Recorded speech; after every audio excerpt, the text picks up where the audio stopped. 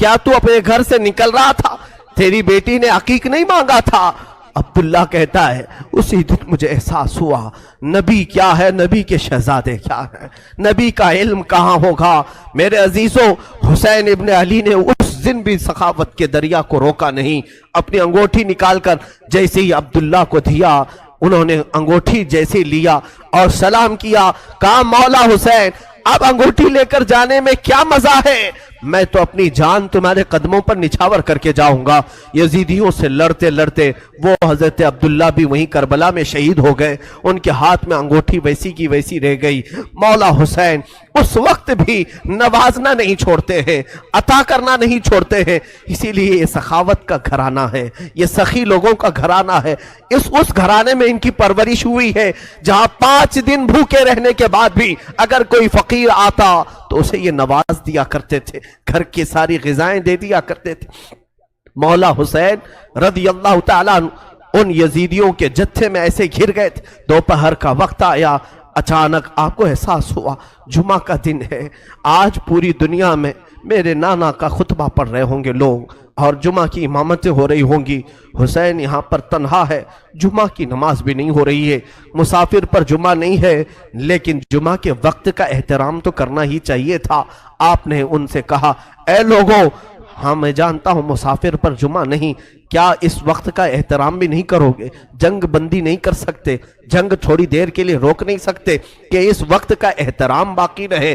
اسی اسنا میں آپ نے کہا 2 رکعت نماز پڑھنے کی اجازت مل جائے۔ اللہ اللہ، حسین تمہارے سجدوں کو سلام۔ دنیا آج بھی قتل ہونے والے سے آخری خواہش پوچھتی ہے تو آخری خواہش لوگ یہ بتاتے ہیں گھر والوں سے مل لوں گا، فلاں وصیت کر دوں گا، یہ جائیداد کے پیپر دیکھ لوں گا۔ ہماری وصیتیں، ہماری خواہشات دنیاوی ہوتی ہیں۔ مولا حسین نے آخر وقت میں اگر کوئی تمنا کی تھی 2 رکعت نماز پڑھنے کی، 2 رکعت نماز پڑھنے کی۔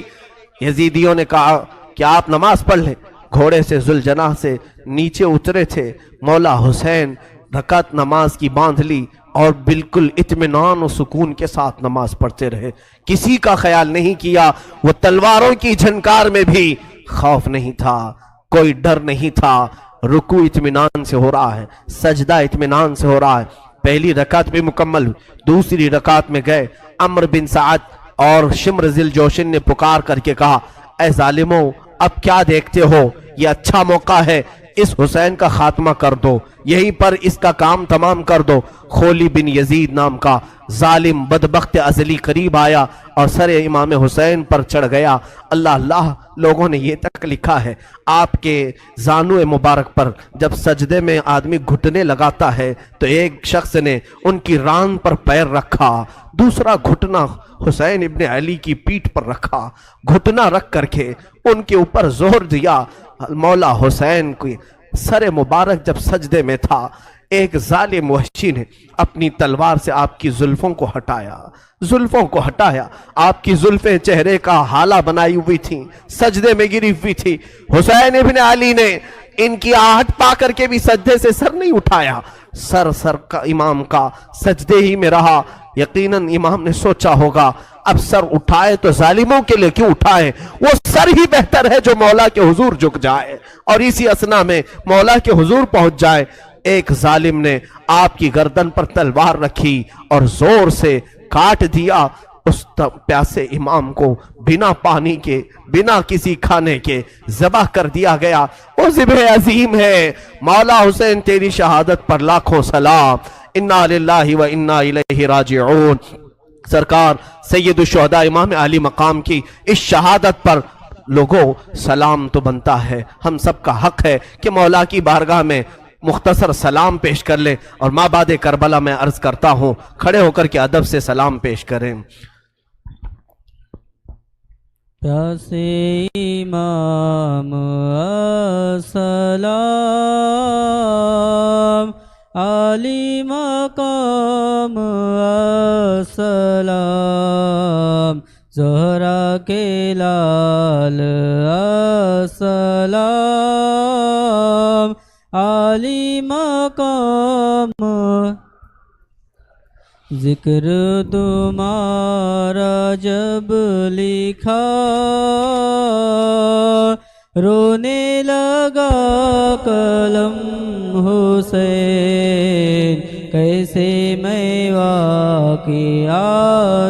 غم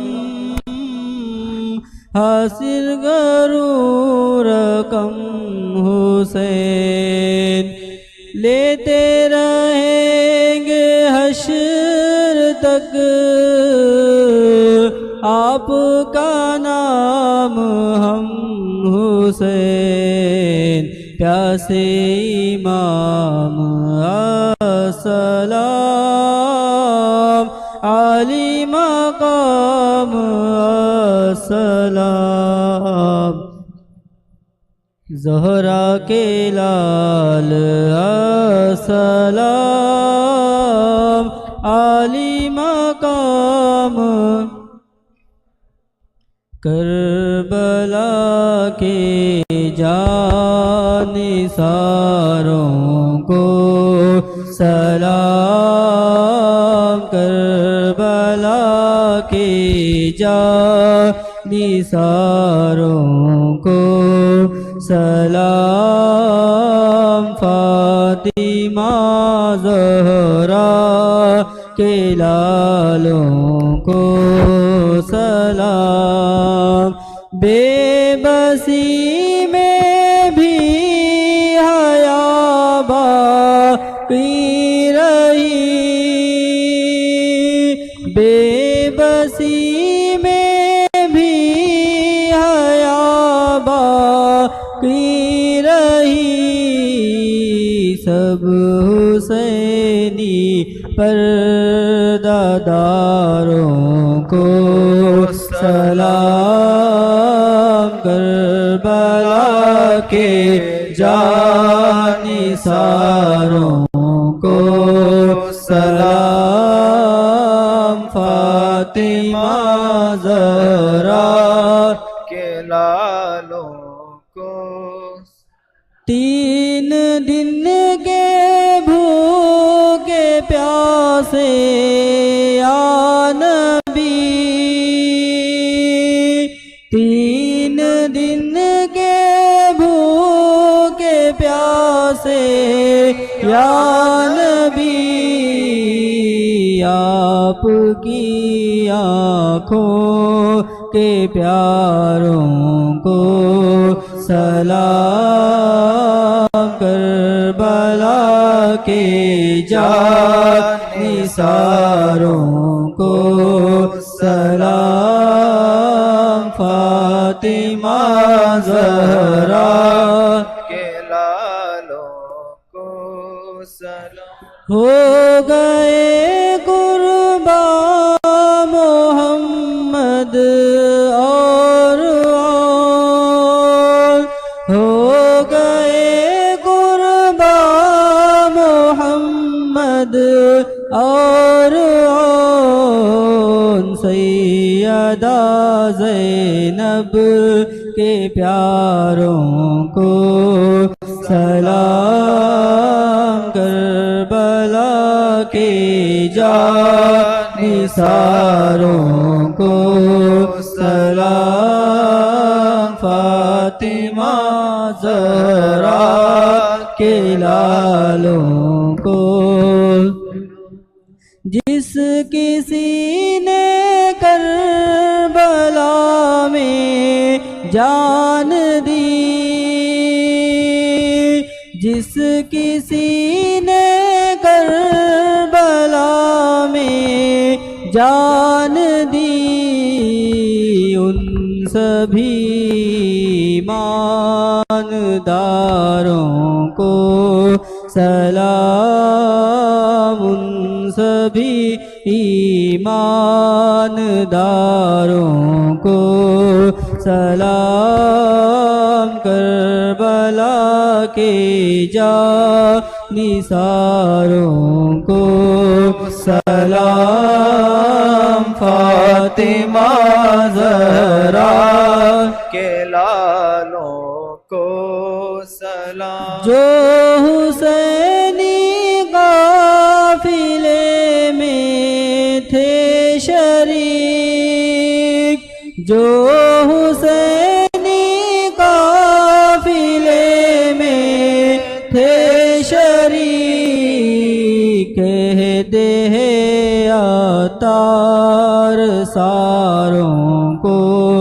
سلام کربلا کے جانثاروں کو سلام فاطمہ زہرا کے لالوں کو سلام. تشریف رکھیے.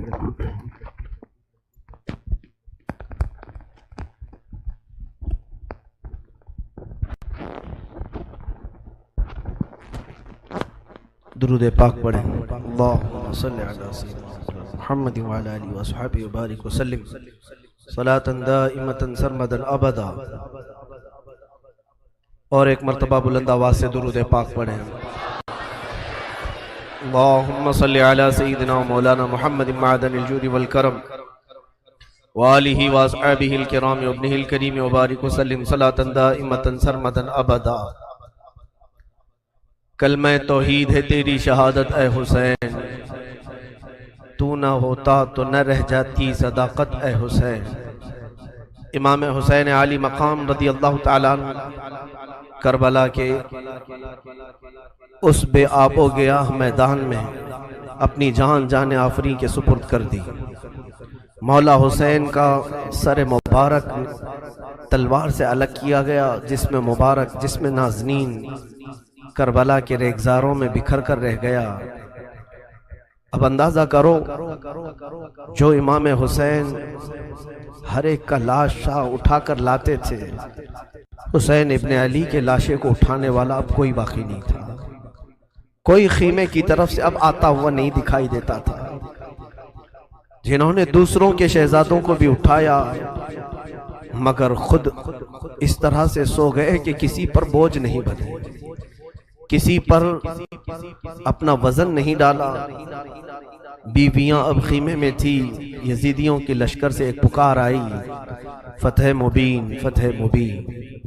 لوگ اپنی فتح کے جشن منانا شروع کر دیے کہ حسین کا خاتمہ ہو چکا ہے، اب یہاں پر ہمارے ساتھ مقابلہ کرنے والا کوئی باقی نہیں رہا. سب ایک کے بعد دیگرے ختم ہو چکے.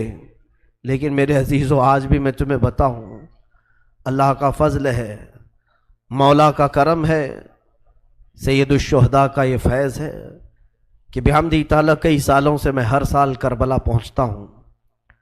11ویں کے موقع پر جب ہم زیارت بغداد اور زیارت کربلا میں جاتے ہیں، میں کربلا 2 دن ٹھہرا بھی ہوں، اور ہر سال میرا معمول ہے اپنے جماعت کے ساتھ اپنے قافلے کے ساتھ کربلا پہنچتے ہیں. آج کربلا کا وہ کوئی میدان وہاں نہیں، بڑی بڑی عمارتیں کھڑی ہیں پورے میدان میں، اور روضہ امام حسین جو بنا ہے، اللہ اکبر، اسے حرم حسین کہا جاتا ہے. دروازے تک سونے سے کلئی کیے گئے ہیں، گنبد پاک کو سونے سے رنگا گیا ہے، اور وہ حسین کا گنبد آج پورے شہر میں اجالا کر رہا ہے. کربلا میں ایک ہی قبر میں باقی 70 لوگ دفن ہیں، اور حسین ابن علی رضی اللہ تعالیٰ عنہ اور ننھے علی اصغر ایک قبر میں دفن ہیں، اور قریب ہی تھوڑے فاصلے پر عباس علمبردار بھی دفن ہیں. وہاں پر برسوں ان کی قبریں رہی. آج تو وہ روضہ حسین لاکھوں لوگوں کے جمع ہونے کا مرکز بنا ہوا ہے. لاکھوں لوگ وہاں جمع ہوتے ہیں، اور پھر روضہ حسین سے ہم سب تبرک حاصل کرتے ہیں. لیکن اس جنگ کا نتیجہ کیا نکلا؟ لڑے تو حسین کو ختم کرنے کے لیے، لیکن کربلا پر آج بھی حسین کا ہی قبضہ ہے. آج جا کر کے دیکھیں تو جگہ جگہ وہاں پر حسین کے ہی نام ہیں. ہر دکان پر امام حسین کا نام، ہر علاقے میں امام حسین کا پرچم لگا ہوا ہے. اگرچہ شیعہ لوگوں کی طرف سے ہو یا اہل بیت سے محبت کرنے والے معتدل لوگوں کی طرف سے ہو، لیکن حسین کا نام ہر کوئی وہاں پر لیتا ہے. تھی تو وہ زمین یزیدی لشکریوں کی، فتح تو انہیں حاصل کرنا تھا. کٹے ہوئے لاشیں تھے، وہاں پر کوئی نہیں تھا، لیکن لوگ اس وقت فتح مبین اعلان کر رہے تھے. یزیدی لشکر فتح ہو گیا. اے ظالموں، کہاں ہے وہ تمہاری فتح؟ 14 صدیاں گزر گئی، فتح کا جھنڈا اب بھی کربلا میں حسین کا لہرا رہا ہے. اور بلکہ کربلا نہیں، آج بھی ہمارے گھروں میں بچے پیدا ہوتے ہیں تو ہم میں سے آج تک کسی نے یزید نام نہیں رکھا، حسین نام رکھنے پر فخر کرتے ہیں۔ تم ڈھونڈو گے تو محلے میں کوئی نہ کوئی حسین تمہیں مل ہی جائے گا۔ لاکھوں حسین دنیا میں پیدا ہوتے رہے اور ہو رہے ہیں اور قیامت تک ہوتے رہیں گے، لیکن نہ یزید کی نسل باقی ہے، نہ ان لشکریوں کا کوئی نام لیوا باقی ہے۔ تو کیسی فتح تھی؟ وہ تم نے دنیا کے لیے لڑا تھا اور تم مال کے لیے لڑے تھے، اور مولا حسین صرف رضائے الہی کے لیے لڑے تھے، رسول پاک کی شریعت طاہرہ کے نفاذ کے لیے لڑے تھے، اور رب تعالیٰ نے انہیں ایسی فتح عطا کی۔ گھر لٹ گیا الگ بات ہے، لیکن ان کے ذکر پاک سے آج لاکھوں رونے والوں کی آنکھیں نم رہتی ہیں، لاکھوں نہیں کروڑوں آنکھیں روتی ہیں مولا حسین کے لیے۔ کیا آج ہر گھر میں حسین ابن علی کا تذکرہ نہیں ہوتا؟ مائیں اپنے بچوں کو حسین کے واقعات نہیں سناتی؟ میرے عزیزو، اصل فتح تو یہ ہے جو حسین ابن علی کو حاصل کی۔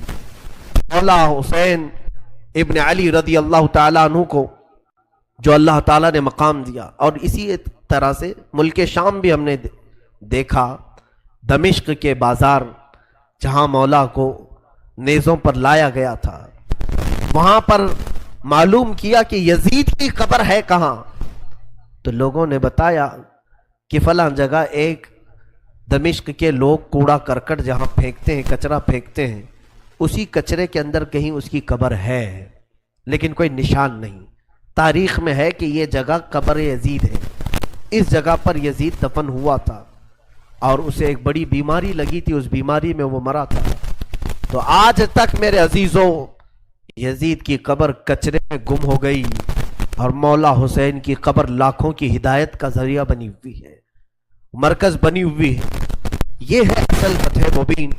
کربلا میں مولا حسین کے ساتھ جو بھی سلوک ہوا وہ غم کی داستان تو ہے، غم ہے اس لیے ہم سناتے ہیں، مگر میں غم کے بعد تمہیں سلانا نہیں چاہتا۔ آؤ تذکرہ امام حسین میں کربلا کے بعد کیا ہوا۔ جب سارے شہید ہو گئے، ان کی لاشوں پر گھوڑے دوڑائے گئے، تو جو لوگ قریب آبادیوں کے لوگ تھے وہ آئے، ان لاشوں کو سمیٹا، کتنوں کو تو انہوں نے دفن کیا اور مولا حسین کو دفن کیا۔ اب بیویاں خیمے میں تھیں، قیدی بنائی گئیں۔ سیدہ زینب فاطمہ زہرا کی سگی بیٹی ہیں، حسین ابن علی کی سگی بہن ہیں، زوجات امام حسین ہیں، بی بی سکینہ ہیں۔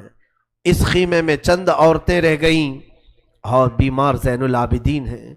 یزیدی لشکر کی طرف سے لوگ آئے اور کہا کہ اپنے ہاتھ آگے بڑھاؤ۔ ہاتھ آگے بڑھائے گئے تو ان کو ہتھکڑیاں ڈال دی گئیں۔ رسول اللہ کے گھر والوں کو ہتھکڑیاں ڈال کر باہر نکالا گیا، خیمے اجاڑ دیے گئے۔ بعض روایات یہ بتاتی ہیں کہ خیموں میں آگ لگا دی گئی۔ جب خیمے جل گئے، شام کا وقت تھا، مغرب کے بعد یہ لٹا ہوا تاخت و تاراج قافلہ کوفہ کی طرف جا رہا تھا۔ کربلا سے اب یہ کوفہ جا رہے تھے، لیکن ظالموں نے جتنے شہید ہوئے تھے ان کے سر سنبھال کر رکھے تھے۔ امام حسین ابن علی کا سر لے لیا، عباس علمبردار کا سر لے لیا، اور علی اکبر امام قاسم کے سر کاٹ کر لے لیے۔ سارے سروں کو انہوں نے، اس لیے کہ اس وقت ثبوت پیش کرنے کے لیے سر دکھانے پڑتے تھے کہ ہم نے ان کا قتل کیا ہے۔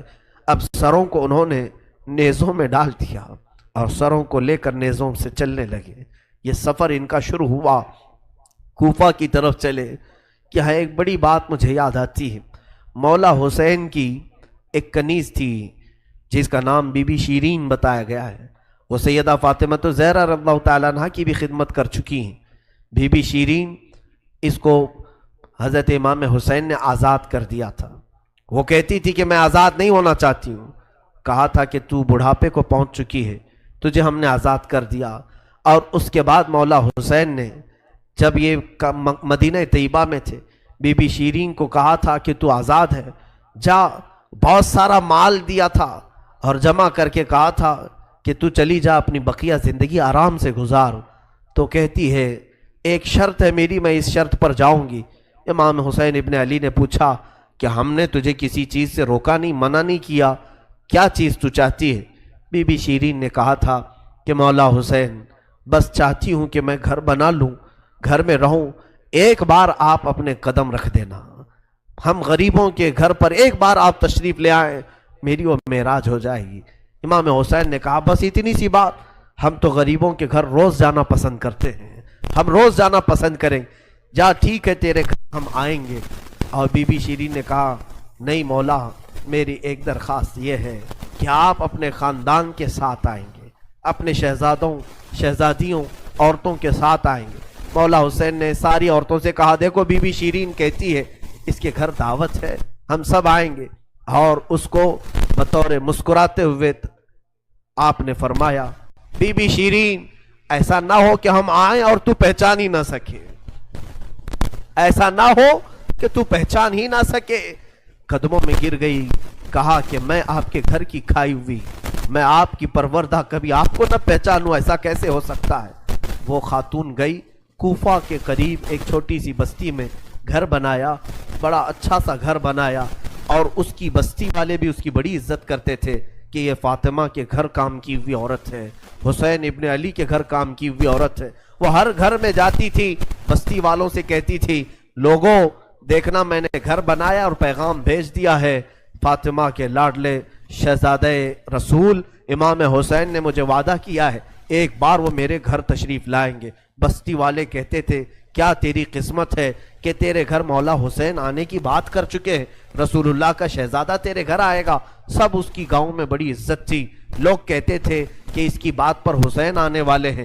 ایک بار جیسے ہی بی بی شیرین کو خبر ہوئی کہ امام حسین مدینہ سے مکہ نکل چکے ہیں اور مکہ سے کوفہ آنے والے ہیں، جیسے ہی یہ خبر ملی تو اس نے پیغام بھجوایا اور پھر اپنے گھر کو رنگ و روغن کرنا شروع کر دیا اور کمرے سجائے کہ مولا حسین کا قافلہ آ رہا ہے اور کوفہ جانے والے ہیں اور میرے گھر پر ٹھہریں گے۔ جنگ کی کوئی خبر ہی نہیں تھی۔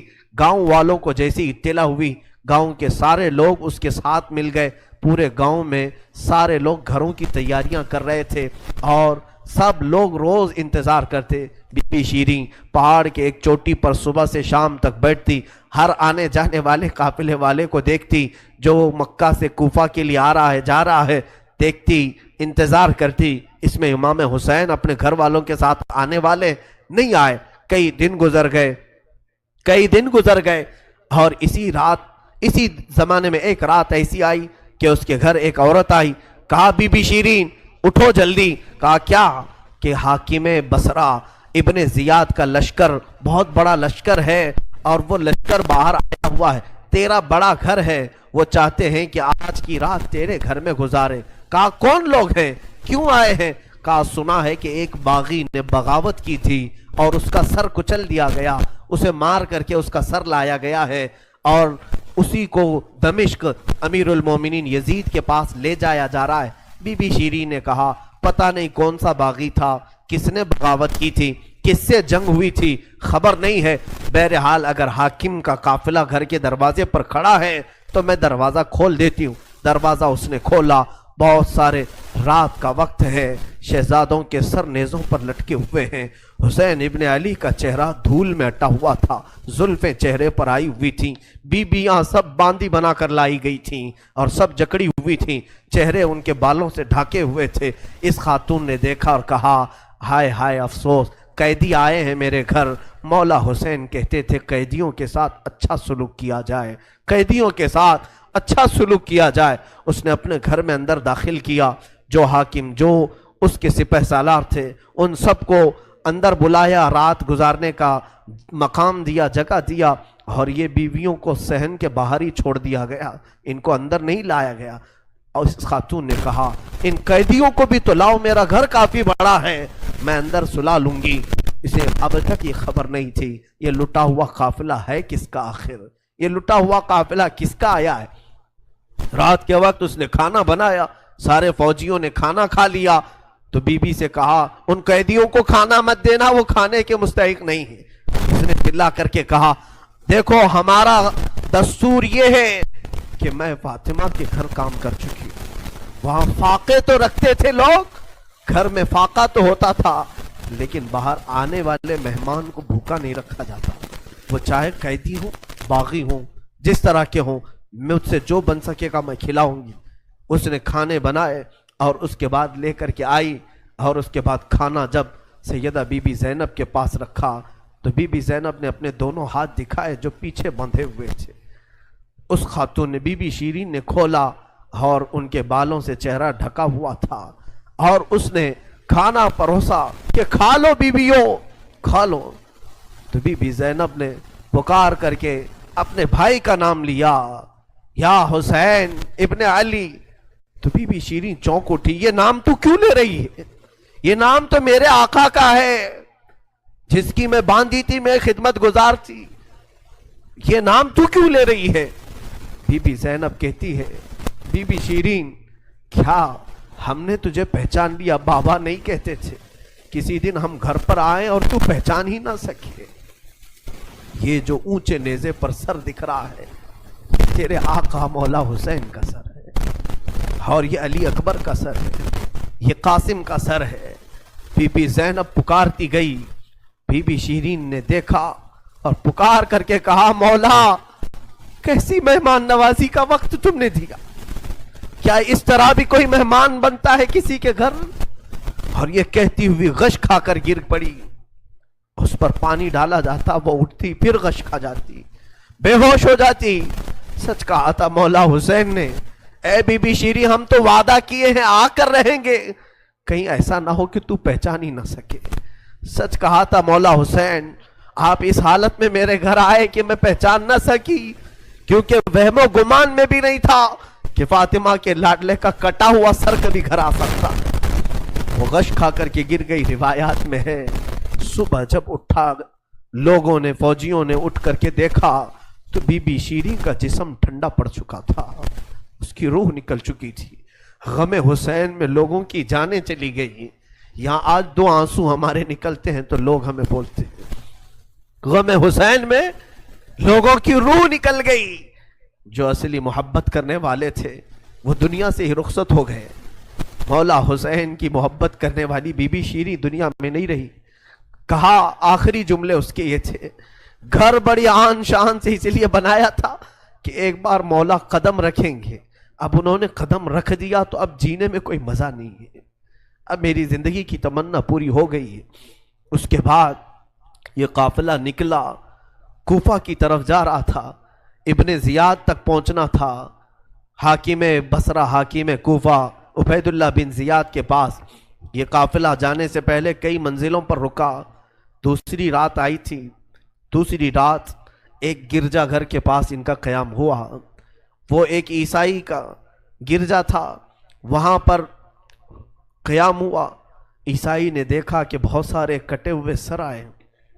اس نے بھی اپنے چرچ میں رکنے کی اجازت دی تھی. ہائے افسوس، عیسائی بھی رحم کھا رہے ہیں.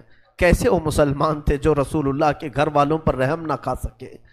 عیسائی نے وہاں پر رکنے کی اجازت دی. اس کے بعد کہا، رات کو اس نے کہا کہ یہ جو سروں پر، یہ جو نیزوں پر سر ہیں، کیا یہ ہمیں ایک رات کے لیے دو گے؟ لوگوں نے کہا لے لو لے لو، لیکن امانت کے ساتھ واپس کرنا کہ یہ ہمیں دمشق پہنچانا ہے. اس نے سر حسین کو لیا، دھول کو صاف کیا، اس لیے کہ اسے دور سے ہی اس چہرے میں کچھ چمک نظر آ رہی تھی. اس عیسائی راہب نے رات کے وقت دیکھا، ایک تخت پر رکھ کر کے سر حسین کا غور سے مطالعہ کرنے لگا اور اپنی پرانی کتابوں سے ملانے لگا. پرانی کتابیں پڑھتا تھا اور چہرہ دیکھتا تھا، بار بار دیکھتا تھا. پھر چیخ کر کے کہا، ہاں میں اپنے مقام کو پہنچ گیا، اس لیے کہ مقدس کتابوں میں لکھا ہوا ہے نبی کے آخری نبی کا نواسا ظلمن قتل کیا جائے گا اور اس راستے سے جائے گا، اور یہاں کی گرجا میں اگر رکے تو گرجا میں جو خدمت گزار ہے وہ اس کی خدمت کرے، مولا اسے جنت عطا کرے گا. وہ عیسائی راہب کہتا ہے وہ چہرے میں ساری علامتیں جو کتابوں میں لکھی یہی ہیں. وہ ایمان لے آیا، کلمہ طیبہ پڑھا، اسلام قبول کیا. رات میں اس کی دنیا بدل گئی. میرے عزیزو، اسی کو کہا جاتا ہے اسلام زندہ ہوتا ہے ہر کربلا کے بعد. حسین کے انتقال کے بعد بھی اسلام پھیل رہا، ایمان دوسروں کو بانٹ رہے ہیں. صبح تک اس گرجا میں رکے، پھر دن پورا گزارے اور شام کے وقت ٹھنڈے وقت میں کوچ کرنے کا ارادہ کیا، اور سر امام حسین جو ان لوگوں نے نیزے پر لیا تھا اس کو ایک جگہ گاڑ دیا، اور اس کے بعد اپنے پانی وغیرہ کے استعمال کے بعد قافلے کو کوچ کرنے کا حکم دیا. قافلہ آگے چلا لیکن جو فوجی آتا سر حسین کو اٹھانے کے لیے نیزے پر، وہ تو ہلکا ہو چکا تھا لیکن وہ زمین میں ایسا گڑ چکا تھا کہ اٹھتا نہیں تھا، کسی سے ہل نہیں رہا تھا. بہت لوگوں نے کوشش کی، پھر آ کر کے انہی ظالم یزیدیوں نے بی بی زینب سے کہا، اے خاتون، یہ تمہارے بھائی کا سر زمین پر